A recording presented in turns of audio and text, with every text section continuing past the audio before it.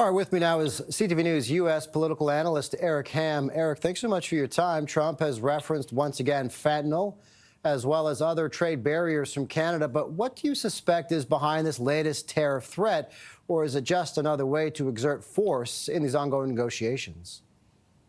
Well, I don't even think it's about exerting force. I think what we're seeing here is these have been two traditional allies, countries that have stood together for over 100 years, and irrespective of what the president's ultimate goal is here, what he is doing is he's actually destroying relationships, partnerships, and mutual cooperation that has worked well for the two nations for decades now. And quite frankly, when you look at the flow of goods, services, and products across the two borders, including Mexico, the region itself has been the envy of the world. And what we're seeing right now is just the rapid disintegration of that. And it's taking place by a president who is actually using mis and disinformation to continue to destroy something that has been built and, quite frankly, has been beneficial for both nations, more importantly, for consumers on both sides of the border. And I think it's going to continue throughout this president's tenure in office.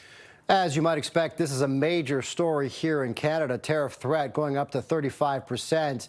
How much is it registering in the American news cycle? Right now, I think what we're seeing here is there's been so much shell shock, and I think the American people are now just attempting to try to live within the means of not only the uncertainty, but also the unpredictability of this president. This is something that's been playing out for 6 months. It probably feels like 6 years for many Americans. But also when you look at, and I think Minister Jolie was correct in that every nation in the world is now confronted with this and having to deal with this. So this is not a Canada-specific problem.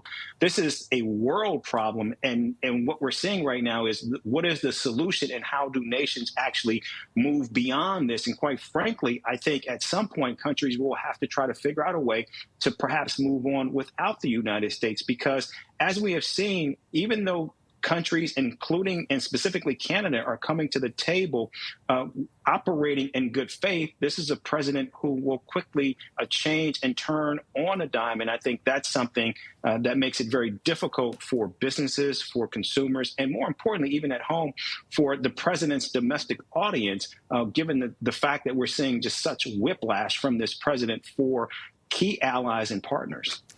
All right, Eric Ham, CTV News U.S. political analyst. Eric, thanks so much for your time. I always appreciate it. Thank you.